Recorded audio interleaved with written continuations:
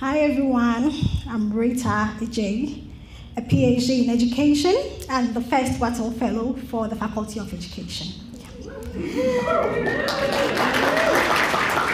Thank you. So my PhD research focuses on sustainability in higher education and its relations to policy and indigenous knowledge. But fortunately for you tonight, I will not bore you with too much of that. All right, you're lucky. So many of you might already know that the UN Agenda 2030 acknowledges the important role that universities play with regards to advancing sustainability.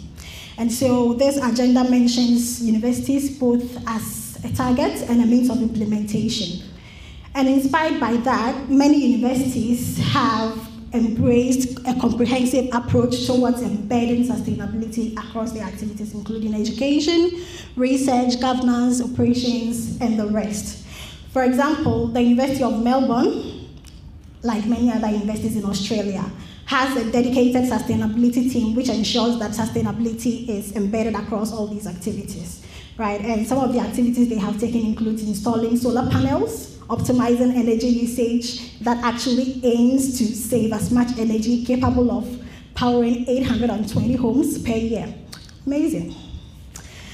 Unfortunately, such progress has been rather slow in the global south, including Ghana, where I come from.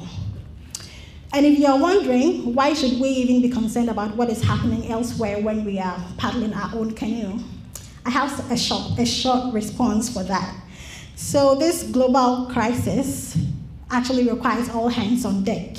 And the effects of that is very random and really not a respecter of who does the most or does the least.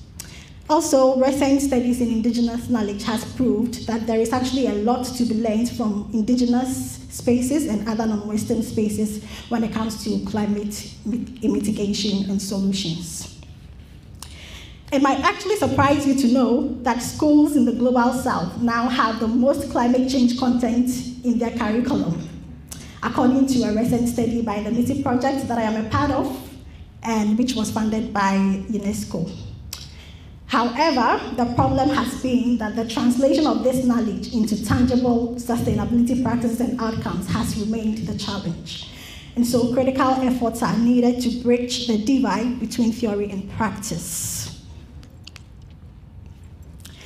So while my current PhD allows me to tackle this gap using a top-down approach, my Wattle Fellowship project has enabled me to apply my learnings more directly and also be able to tackle this using and also explore a bottom-up approach towards the same issue.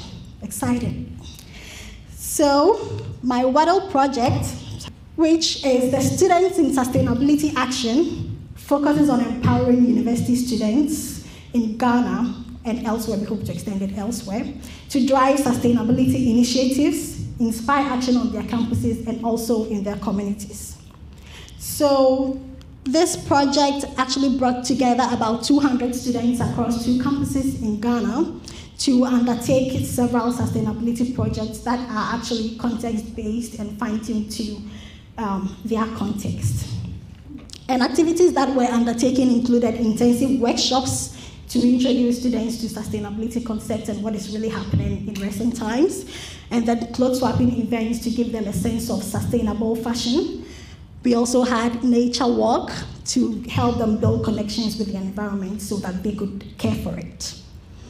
We actually crowned that with the Campus Sustainability Challenge, where student groups were made to come up with ideas that would actually address sustainability issues on their campus or in their communities. And so at the end of that, we selected and awarded about 3 projects that the students came up with. And the first of them was the waste sorting and plastic recycling project, where they wanted to collect their own waste on the campus and be able to recycle that into classroom furniture, because they actually have a lack of furniture that is enough for the campus.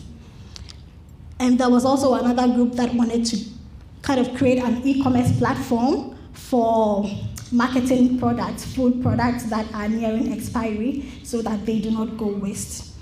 There was also a third group that wanted to implement a campus green spaces project. And although this project started as a bottom-up initiative, it has actually attracted the interest of management, and plans are underway to implement all of these projects. So I would say that one of my many learnings from this project has been the importance of embracing multi-dimensional approaches to addressing the sustainability challenge, and also demonstrating sustainability in action and recognizing contexts and indigenous practices to learning and doing.